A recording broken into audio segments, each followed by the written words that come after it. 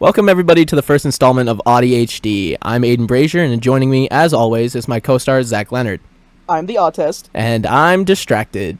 Today we are discussing the video game Dispatch. Join us as we dive into deep discussions on how each of us played individually, our love or even dislike of the casting choices, and discuss the potential future of the game. And I think we need to mention that there will be spoilers. Today we have joining us our good friend Nikki, better known on Twitch as Mystic Zeta. Now before we dive into the leading topic, we want to know, Nikki, are you more autistic or do you have a bit more ADHD to you? Ooh, yes. That's my Honestly answer. valid. You know what? That's real. I saw the poll. I couldn't even vote. I was like, I don't know. Wow. So you just ignored the poll. I sure did. You didn't even comment. Sure did. I said I can't. Didn't even can't- get it, can't do it. into the system more by commenting. No. That's I just Wow. kept going. okay. I think we need to start the discussion now, and what better way to start with the obvious question, right? Did you choose Invisigal or Blazer? I'm going to send this one over to Zach first. I mean, it's obvious what he answered, but I kind of want to hear what he has to say. So after that, we're going to kick it over to Nikki so she can share her thoughts as well. I guess take it away, Zach. Did you choose Invisigal or Blazer? I definitely chose Blazer. No. You liar! Liar! I 100% immediately chose Vizzy. Just because, one, I loved her character since the first episode. Oh, really? Like- I couldn't tell. Continue. You can't tell, but I'm giving you a side eye. Okay, so it's said early on that she has ADHD, right? I also have ADHD. And the way that her ADHD is written, I feel like, one, is perfect. Two, it lets me forgive her for a lot of the choices she makes, and also just makes me love her even more. Her romance with Robert is so painfully realistic. As someone that, like, struggles to pick up on social cues, struggles to not just randomly say stuff, and her in the bathroom scene just saying it outright, I would do that too. I couldn't hold that back. And during the dance in Robert's apartment, the look she gave him, listen. Like, her character is just really well done, and I think she was the go-to romance option. Even her voice actor agrees. I do. I did see her respond to AdHoc themselves on a post saying #Invisimek. So yeah. Yep. And I do completely agree with you. The amount of time that, like, you and I have spent together, the years I've known you, I do think that would be, like, if Vizzy was a real person, like the perfect match. Mm-hmm. Yeah. Now, I'm going to take it over to Nikki, and I'm really... I know what Nikki's going to say. I watched her streams, but I kind of want to know... I kind of want her to share it. Nikki, you had a very interesting take on both of them, Blazer and Vizzy, and I kind of want you to dive into that here. Okay, well, I will start off by saying I'm a very bisexual woman. So when I first started playing the game and a stunning, strong blonde woman steps onto the screen, I'm instantly like, oh my god, mommy, superhero, I need you, I want Yeah. you, all of that. Your pants were crying. Valid. Exactly. Sobbing, actually. But, and, like, don't get me wrong, Blazer's a fantastic character, and she does good for what she is. But I agree with Zach 100% with Vizzy is just...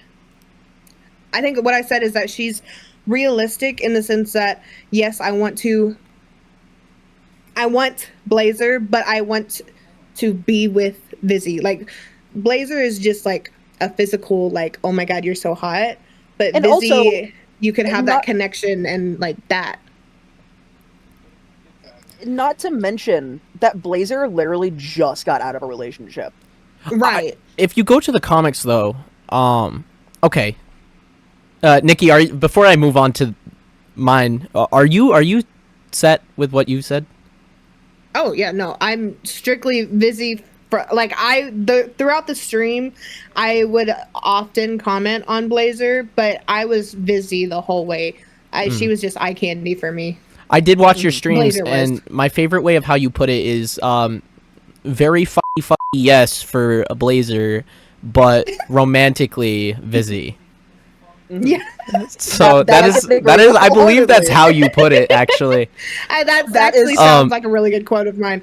So so for the first 2 chapters, Zach watched me played my whole playthrough.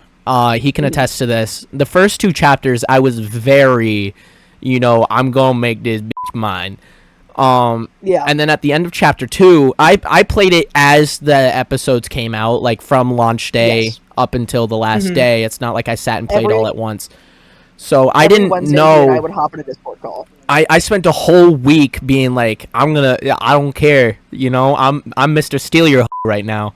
It's a video game. I'm gonna take your bitch. Sorry, femboy man.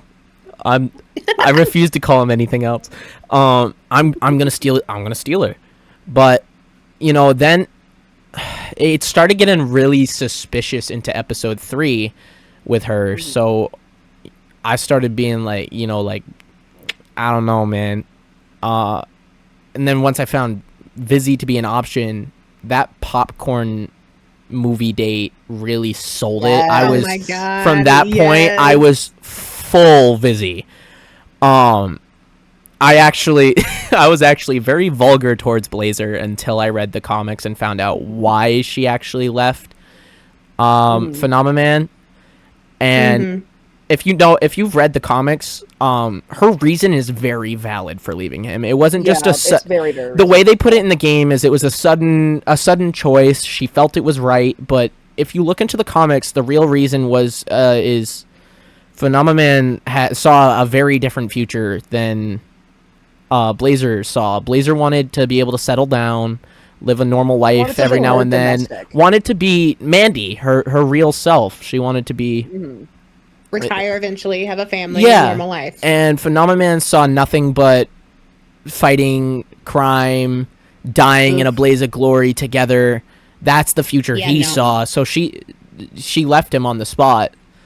Because there was just no talking him out of that. There wasn't even a maybe. No. So after learning that, I think I learned that after playing chapter 6. It was when I read the comics with Zach. Kind of skimmed over them. Very hot scene between Punch Up and Coop, by the way, in the comics. Recommend. I've never seen little legs push so hard, but. But hey, you gotta do what you gotta do, man. From that popcorn date forward, I was full Vizzy. That's what sold it completely. And if I were to play again, I probably would, out of curiosity, pursue Blazer. But same. Honestly, it would still feel like I'm punching myself in the. It would feel like I was betraying her. Yes. Yeah. Like, I would have to physically restrain myself from, not veering off my set path of going with Blazer, and instead, veering off to go with the one that I went with before. Right. Accidentally click the wrong button and be like, dang. In quotes, accidentally, yeah. Yeah. Right. Oh, no. Oh, no, popcorn date again. Slipped. Another quick one. Did you kill or leave Shroud alive? Oh, I murdered him so hard. So did I. Murked his ass. You don't touch my dog, dude. Him so hard. Literally, before I even got the option to kill him, I was like, I'm gonna kill him. Kill him. Let me kill him. And then finally it popped up. I'm like, yes. Now I'm gonna extend onto this. I'm gonna extend onto this. When you're working on your mech suit and Chase is talking to you and he asks you the question if you're gonna kill him or not, what did you choose? I was literally about to say, wait. I said, I DM'd this to you, Aiden, and I said, all the way through, I'm going to stick to my word and say that I'm killing him. And I did. Oh. Yeah, see, I didn't choose. I said it'll depend on in the moment. Because I didn't know what kind of, maybe he has a redemption arc coming. I didn't know what was going to come out of it. And I didn't want to just go full villain mode towards the end. And so I was like, I can't choose now, so I'm gonna just say maybe later. I've said I'm not sure during my playthrough because I mean, I kind of like third eye moment. I'm like, I don't really want to. It's the good guy thing, but I feel like the story is going to have some kind of narrative that'll push me towards it in the end. You know, some kind of urge Spoiler to overcome. alert, that it did. He touched my dog. You can shoot my wife. You can shoot my wife. You can shoot me. You can steal my mech. You can kill my dad. But you picked up my fucking dog. I'm going to beat your ass. Beef. It was over. So, Nikki, Little fat chihuahua. I also noticed during your playthrough when you streamed, you handed him the decoy. Mm-hmm. What made you choose that? And I got yelled at real fucking quick for that choice. You did. Your chat ripped into you. They were not happy with you. Like, I knew that the dude is like all seeing, he sees all things. I'm like, maybe not this time. So yeah, no, I did choose to do the decoy, but I did see the option.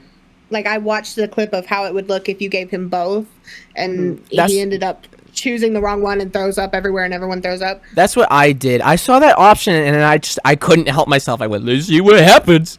I did that one too. No, I was genuinely going to give him the real one, and you know, find maybe there's a smart way out of it. And then I saw that, and I couldn't help myself. I went, you know what? F it.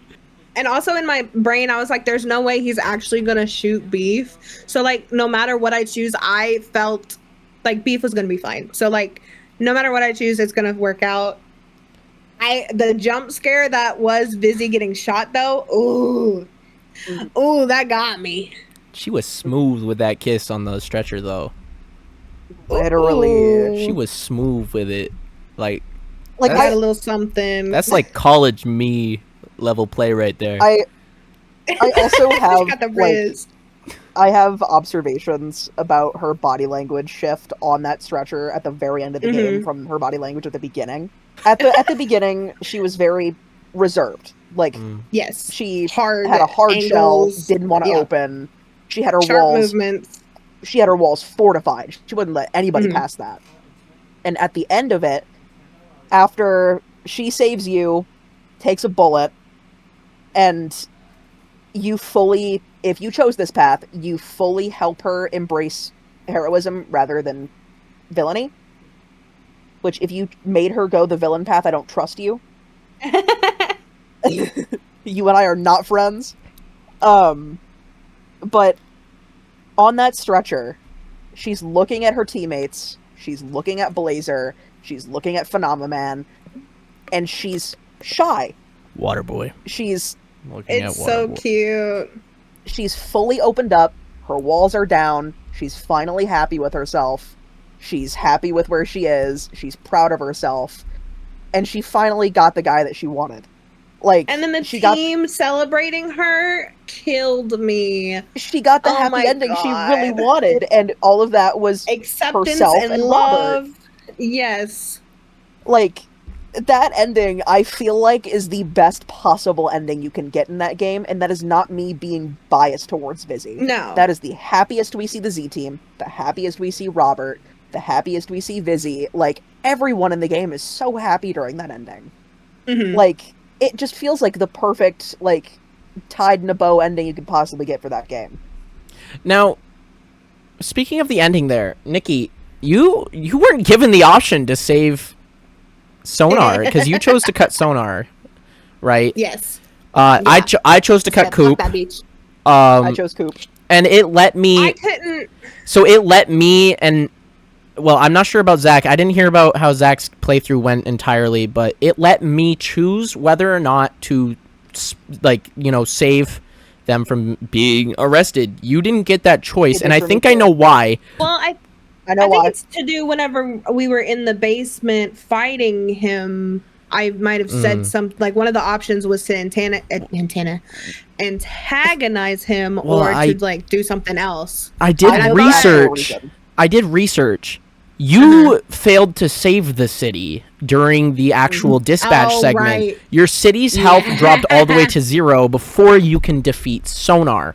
So I think that's why, because I saw another playthrough where somebody antagonized him down in the basement fight, and they were still able to make that choice. So interesting. it's either I'm wrong there, or there's some reason we aren't finding out.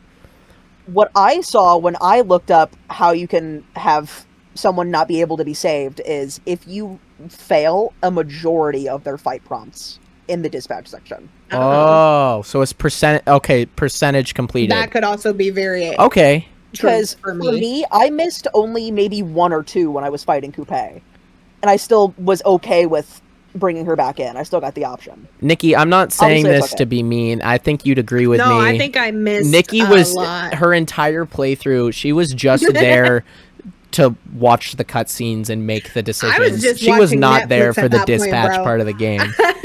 She was not there for it. She wasn't mentally there for it. She wasn't. Nikki, you can tell by my options. Nikki would have a better result doing brain surgery on her best friend. Like, it would 100%. It was not skill based. 0%. It was. She's like, "You're available. Go ahead." And she would send like a brick to go defuse a bomb. Yeah. Which I can't blame you. The whole point that drew me into the game wasn't the dispatch. I think it's a great filler. I think that how they handled it, being able to tell the story through the dispatching part and making it a fun little puzzle game, is fun. I like it. However, that's not what drew me into the story. No. I did like the best gameplay for me was the hacking. I had a lot of fun with that hacking. Nikki did really well with the hacking, and I sucked with it. I was like 50-50. Decent at one, decent at the other. Funny. There were during the like earlier games, like up until episode 6 maybe, like I was getting them done. I literally got an achievement for clearing one out in 15 seconds. Like, oh dang. I was good at the earlier sections even after getting the antivirus. And episodes 7 and 8 kicked my ass with hacking. But like, really? I got there in the end. I think at that point I had it down pat, and I was just like, zoom, zoom, zoom, zoom, zoom. Nikki was phenomenal during. Oh yeah, the wavelength one. I was screaming at her. The wavelength one was really bad because I literally went to every single dot besides the correct one. That was the very last dot. What's that? The one on the ship when you're helping Vizzy? I think so. Right? Yeah, she went to every single one except, and then went all the way back to the other side, checked every single one, and her chat was yelling. And then eventually, I think it was Egg maybe who just said, "Nah, let her figure it out." Probably. For me, that section was super easy for me because I play the Spider-Man games. Yeah. And one of the side quests you can do is like finding a bomb or finding a kidnapped person in the trunk of a car, and you have to follow a frequency signal that does the exact same thing it does in Dispatch, where you have to line it up perfectly. Like, and also there's a thing in Spider-Man 2018 where you have to get signal towers back up and do the frequency thing. So. So you had training for this. Mm-hmm. Not to mention you watched somebody play through it first and had a grasp. Not making excuses. That's still impressive. Regardless, I just realized how like demeaning that sounded. That was not even my when intention. I was watching Sean play through, because I watched Jacksepticeye play it until up until episode 7 and 8. I stopped and didn't watch that at all, and I didn't finish him playing 5 and 6. What a phenomenal job he did voice acting. Him and Really? Charlie. Oh my god. I mean, Charlie, they basically just had him be himself. Yeah. But And still, Charlie the was just emotion Charlie. parts, if the scenes where he has to display emotions, Charlie did a really good job. Yeah. I actually Put me on some Young Gravy though. Oh Young my Gravy. god. His voice, I don't think there was a sound effect. Editing? I don't think there was a sound Just effect his to edit. voice, That's just bro. him. He can do that. And Yeah, also he Joel can do Hader this, too. Nikki, I know you Sorry. feel very negatively towards this man, but Joel Haver as Waterboy was really, really good.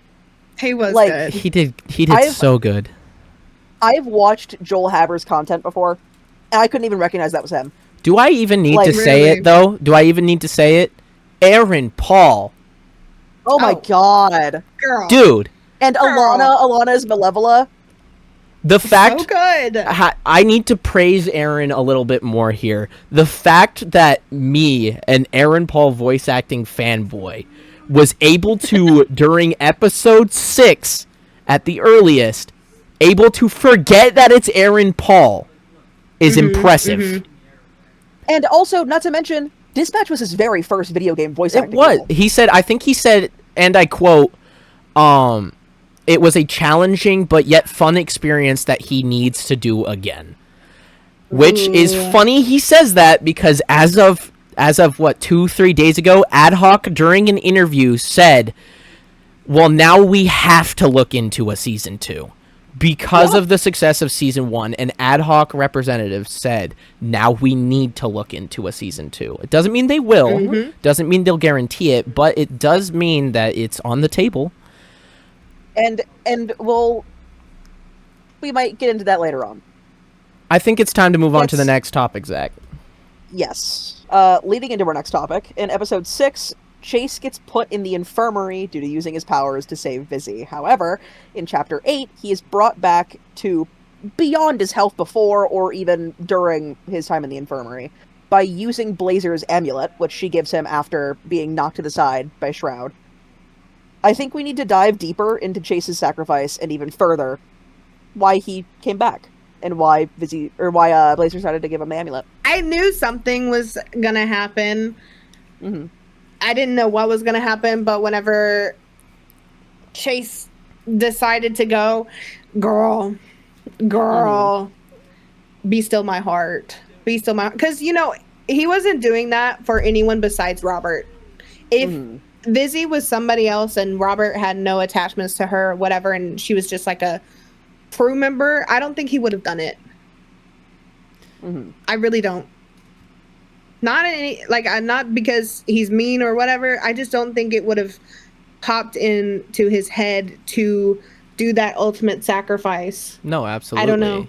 He was at that time saving more lives, being, a SDN employee rather than using his powers and wasting away his life. Now, Nikki, I did spend a total of 5 days telling you that you were gonna cry at the end of episode 6. I did spend a lot of time prepping her for it, and even still she teared up. That scene was just important. But it was so good. Bit of a hot take. I think the game could have been a lot better. It's a really good game, and I love it completely. I think it could have been a lot better without Chase's return. I think him dying on the spot would have made a lot deeper of an impact and possibly even hooked the audience even further. Whenever you see major characters die in the sense of that, it always rallies the troops, especially if the team is already in an out kind of vibe. Someone dies, they all rally together, they put their differences aside, they defeat the evil, come out stronger than ever. I feel like I kind of agree with you that them bringing back Chase, albeit was very nice to see him, but it kind of felt get me wrong, I loved seeing him and I was so happy, but it was very Stranger Things-esque, bringing back someone who we're convinced is dead, and you know what I mean? That's very typical now. And I think that also would have pushed more people to choose to kill Shroud, even without him touching Beef. Right. If Chase had ended up dying, Robert would have already had that anger and aggression backing him. And I think that would have made the fighting scenes a lot heavier. And I think that would have looked amazing, because they always do whenever it's that situation. Now, Zach, you've been quiet. I never thought about that, so that's kind of cool. You've been quiet, Zach. What is your thoughts on this? My thoughts differ greatly. Okay. Well, let's hear it. So for me, Chase ultimately, after talking with Robert, he even said himself, maybe I didn't consider some things when it came to Vizzy and like why Robert has gotten attached to her. He even said himself, maybe I didn't consider some things after, you know, ragging on her even more and putting her down. He looked at Robert and he was like, okay, Maybe the got a maybe point. maybe I didn't think properly about her. And it was Alright. just my basis on her beforehand. So I think his decision to go and save Vizzy was not only for Robert, it was also because Vizzy was trying. She was getting better. Can we And agree he Robert wanted... had a heavy part in that? Yes. Influence. Yes. I think Chase knew that, you know, obviously, Robert's already lost so much. Right. Like, he lost his dad to Shroud. He lost his ability to be Mecha Man. Also, to Shroud. That's 2 strikes. That's 2 strikes. The dog was 3. Yep. He was about to lose the girl he loved to Shroud. Luckily, wasn't quite a 3rd strike because nothing happened other than like, her getting gassed. Oh, you know what I just thought about, too, is all of us chose a Vizzy path, but he still saves her regardless, so there definitely had to be some other reason. So I think Zach definitely has a point that it wasn't 100% for Robert. It had to have some other reason, and that would be that she was genuinely different. She was genuinely trying. And I think my thoughts on him coming back are also differed.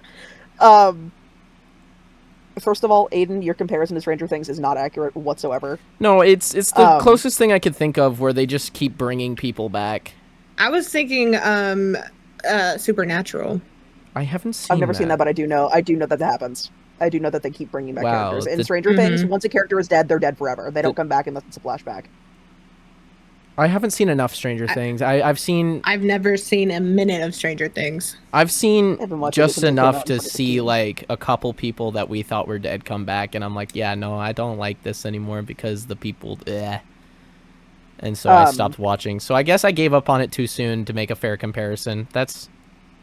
But I feel like, because your guys' thoughts on it was, if he were to have died, it would have rallied everyone together.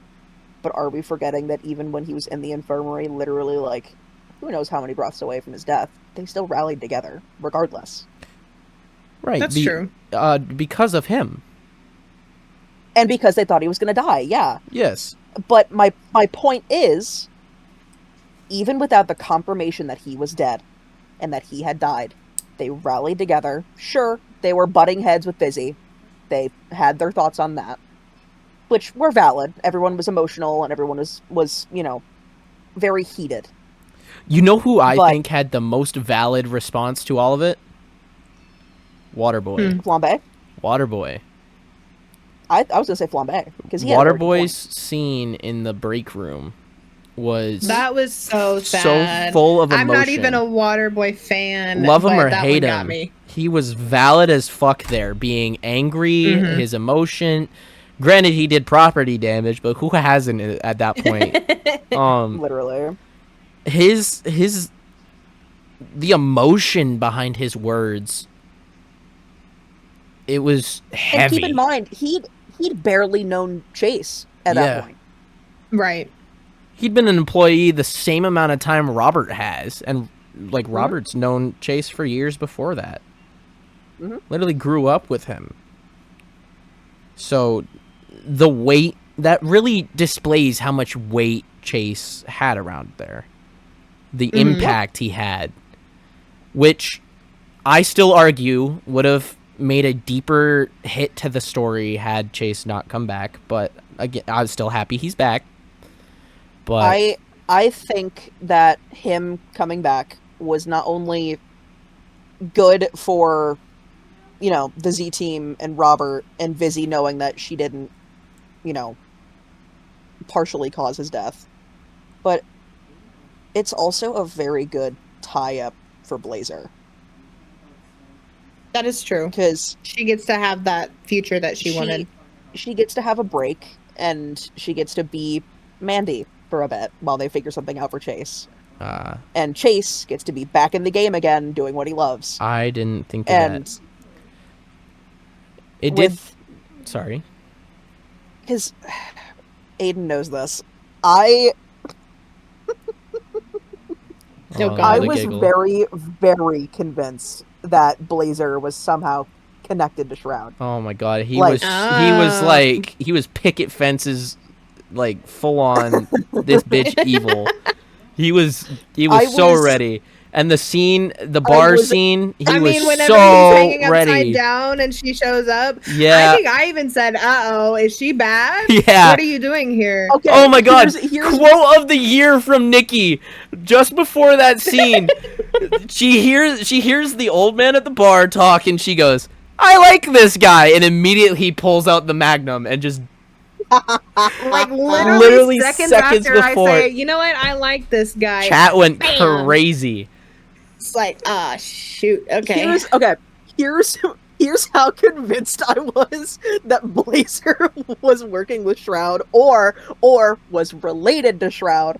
I was picking out their facial features and how they were similar. I was looking at the way that their face shape is set, the color of their eyes. Okay, but what was up with Shroud's obsession with her though? Because what's their backstory? She's a big name. Because that's a real superhero right there. I'm sorry. What's the question? What's Shroud's obsession with Blazer? Yeah. So, Shroud respects Blazer because Blazer is one of the last, in his eyes, one of the last actual superheroes. Everybody else is not good enough, doesn't meet a requirement. She's in his eyes, the last respectable one. Got you. So, Zach. We have to bring it up eventually, right? Oh God. The locker room scene? Yeah, the one in chapter 7. Yeah, that scene sparked quite a bit of controversy among the fans, didn't it? Oh, absolutely. And I think we really need to dive into the details of it and, see where each of us draw the line. Nikki, you know what scene we're talking about, right? Oh yeah. I loved it. I was a big fan. And I had to literally have someone explain to me after stream why it was so controversial, because I'm like, I'm a happy girl. Yeah. Why is no one happy about this? Show me the controversy, So everybody who doesn't understand, it had to be dumbed down to me. Everybody who doesn't understand, who might be listening and doesn't quite know what we're talking about, in chapter 7, there's a scene where you enter the locker room and find Vizzy getting ready to leave. You have a deep and heartfelt conversation, and depending on your choices, depends on how the conversation plays out, but no matter what you choose, she goes invisible, and as you think she's gone, she returns and starts kissing you. You have the option to lean in and, accept the kiss, or lean out and decline, but only as she is kissing you. Now, the controversy that sparked between this scene and the fans is that this scene happens whether you chose Vizzy or Blazer. It doesn't matter. Regardless, this scene happens. So there's a lot of accusations being thrown around that Vizzy had SA'd Robert in this scene. Now, what I'd like to dive into for a conversation for this is where we draw that line individually, and how bad do we think this situation really is. Aiden, I'm very opinionated about this. I know you are completely. Well, I can go first. Stepping back, or I disagree. You can go first, Aiden. Nikki seemed to have a opinion there. Nikki, did you want to go first? I'll sure. I'll just say, stepping away, taking my Vizzy glasses off, right? Mm-hmm. Seeing the situation for what it is. I don't see it as an essay because she is shooting her shot. You know, it's not like I don't see it any more than her liking a boy, shooting her shot, kissing him. Same kind of like whenever Robert kissed Blazer up on the freaking thing. I think I put those in the same like category. I have a somewhat differing opinion on this. Depending on the path you choose, I think the answer for this question differs. If you went Vizzy all the way from the start, through and through, I think absolutely not. I think that was a very in the ballpark thing to happen. But if you choose Blazer all the way through, never even like thought of Vizzy in such a way, I don't think so. I think she shouldn't have. There was never any hint of acceptance for that. There was never any, and like it was throughout the story, it would be painfully aware to her how, and I say painfully due to that conversation that actually happened, but painfully aware for her that he has interest in someone else and not her. So I think that would be very uncalled for if you were to go down the Blazer route. But that being said, if we're going to hold her to that standard, we need to hold Robert to that standard, or you, the player, to that standard, depending on your choice in Chapter 1. Or 2 other characters in the fucking game. Malevola at the house party, the poster boy of SDN, which is Phenomenon, kissing you in the parking lot. That's true. I will say, in Phenomenon's defense, this is rare. I will defend him. He is an alien and doesn't even know what that means. Okay, but here's my thoughts on that. He considers hugging making love. He's not how long was quite. he with Blazer? How does he not know these things? Presumably, he's been on Earth for years by this point. He knows what certain words mean. He knows what certain, acts of kindness are. Like, he can pick up on some regular human interaction So, him kissing you in the parking lot was kind of out of line. So he's autistic. It's fine. Okay, listen. By that same logic, we can excuse Vizzy's actions because she has horrific impulse control due to her ADHD, which I can attest to because my impulse control is dick.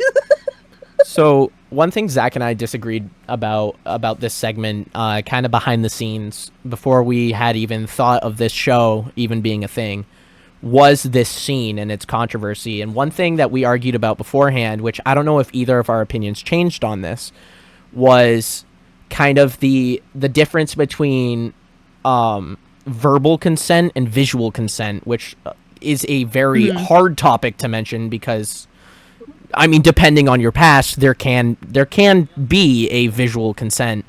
Like if you have explored a romantic path with someone, there is that difference.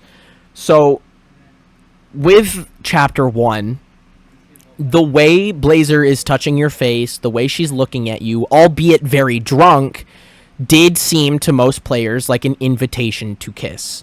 Whereas Vizzy in the locker room was completely invisible and you had no clue it was going to happen. So that there is probably one of the major differences between those two scenes. Am I making a accusation here? No, I am. I just want to explain the difference. Right. But no, you're true. I also have thoughts on that thing about them being drunk. Okay. It should be common knowledge if you have more than one brain cell, or more than any brain cells in general. It is common knowledge that when someone is drunk, one or both of you, any, in quotes, consent that is given, visual or verbal, is not consent. You are intoxicated, you are not thinking straight. So, no, I agree. I agree with that.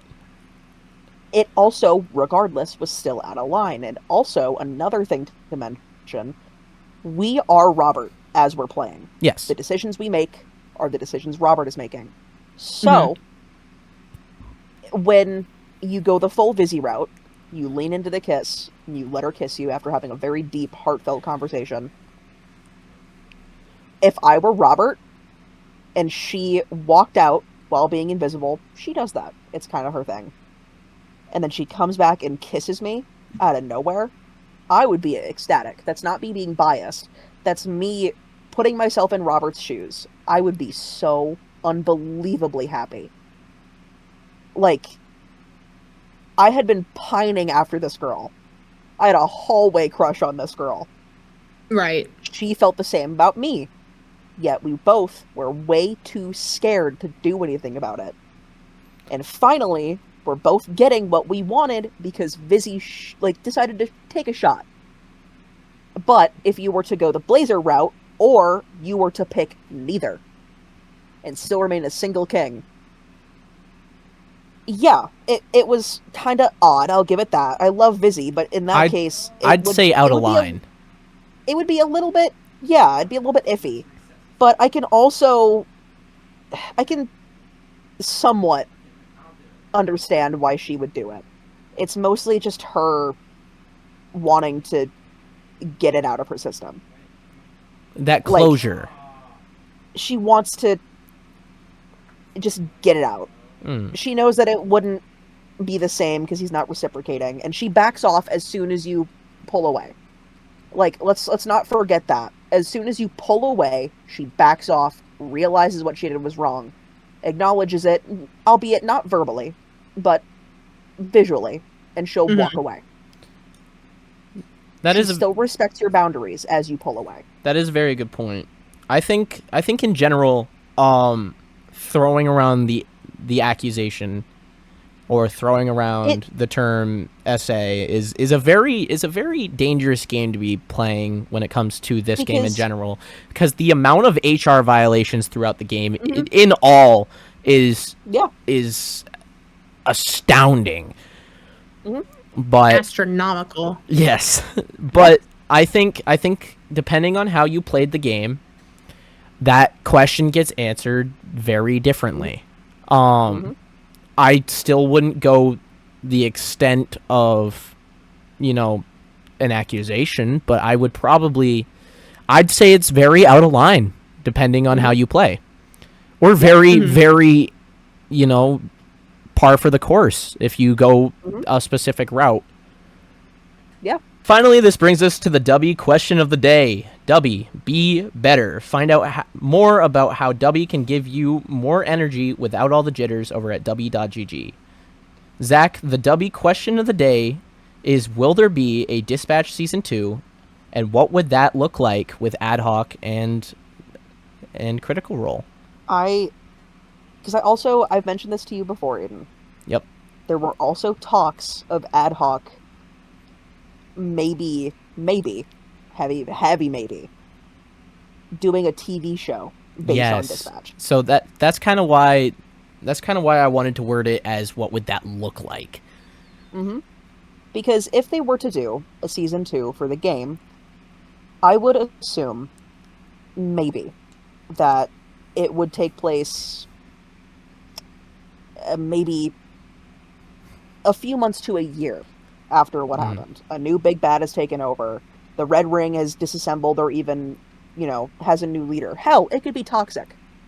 So kind of, I have a couple opinions on this, but I want to let Nikki go on before I kind of dive into my little rabbit hole here of digging that I've done.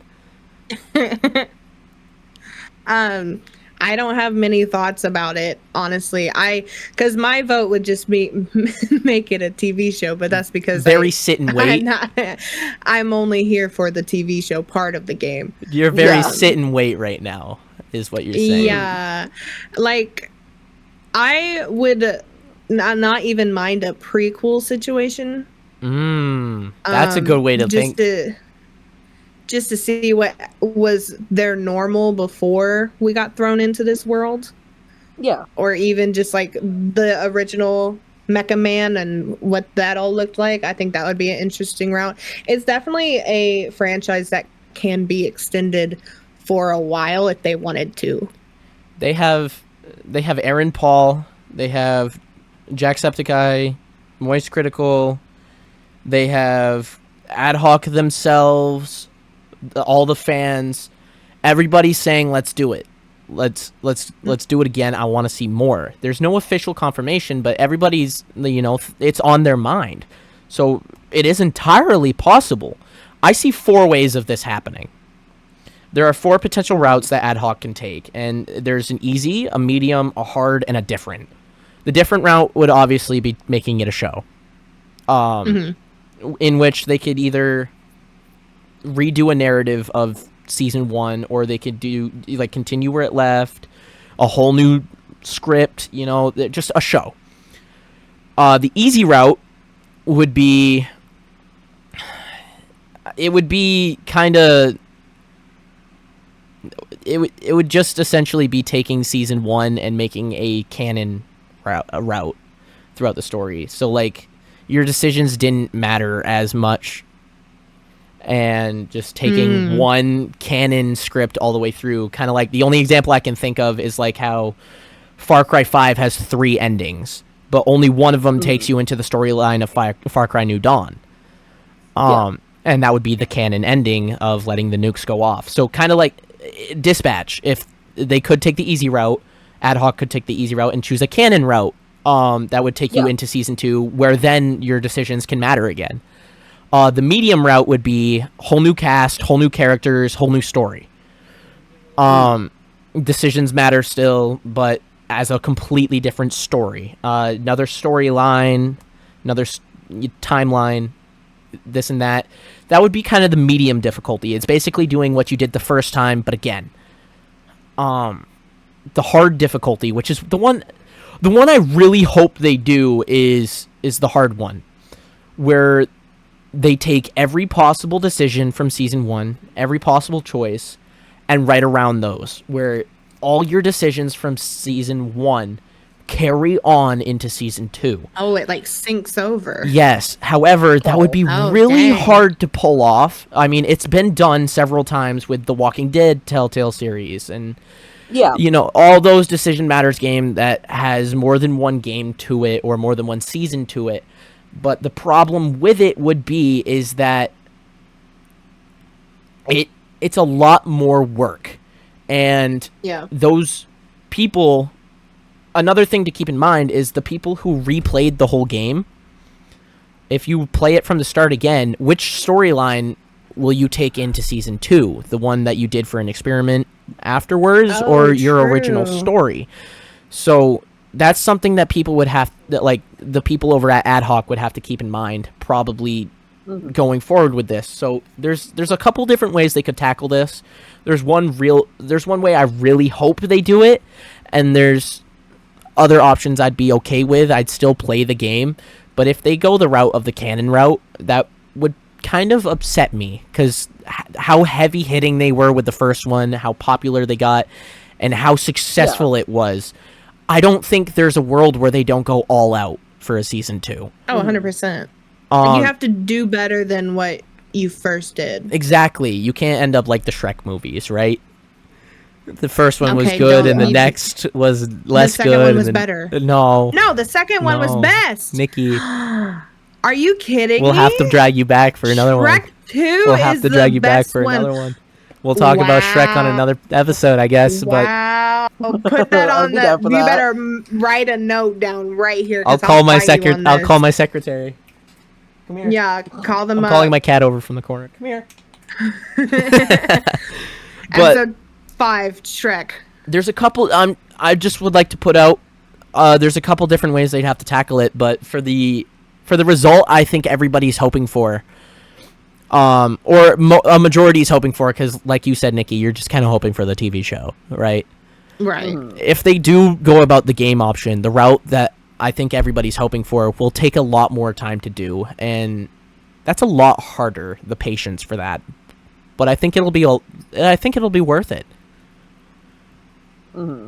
I think they can do it. I think they can pull out all the stops and make a perfect season 2. And a TV show would be the really easy, safe option. It would be. But it would be easy to the first 10 minutes be a recap of what you missed in the game. for the people who are just watching the show fresh and have no knowledge about the game. Mm-hmm. The thing about this game is season 1 hit the bullseye, right? Yeah. So 100%. if they do go the route of like new characters, new cast, new story, they would have to hit the bullseye again. Yeah. So that's kind of, or at least do cameos to keep us looking for our favorite characters. So they would have to, find new cast, new characters that you would fall in love with again. They'd have to hit that mark perfectly, right? And so that's another challenge in itself. But yeah, with how great they did with this one, I don't think it's out of question. Mm-hmm. I'm still hoping that they, do the harder option of, all your choices mattered beforehand moving into the next. Yeah. But if they do go that route, I still think they can do it. Mm-hmm. All we're asking is AdHoc. If you do it right. And we love you. Thank you. This has been the question of the day brought to you by Dubby. Be better with Dubby. Don't forget to use our code AutiHD10 for 10% off every purchase over at dubby.gg. I have my shaker cup here full of their new flavor, sweet and sour blue raz, and Zach, let me tell you, I can't get enough of it. It looks like this is all we have, time for today's show. Many thanks to Nikki for coming out as always. Nikki, it's a pleasure. Thank you for having me. So much fun. So much fun. One final thank you to Nikki. Thank you, Nikki, for coming on to the show. We highly encourage the audience to take the time to tune into one of her streams over on her Twitch channel, Mystic Zeta. She oftentimes has her schedule posted on her channel's Discord server. That you can find that through her Twitch. Nikki, when can the audience find you next, and what are you planning for your next stream? Well, at this current moment, next week is going to be Thanksgiving, so I will be actually taking the week off. Mm-hmm. But you can catch any schedule updates not on Discord. If you don't want it, it'll be on Twitter. So go follow me over on the not Bird app anymore, but we're not calling it X. Mm-hmm. No, we are not calling it X. But usually it's Monday, Wednesday, Friday over on Twitch. You heard her. Go check her out and be able to be sure to follow us on Twitter at the AutiHD Show. Have a good night, everyone. See you next time when you tune back into AutiHD.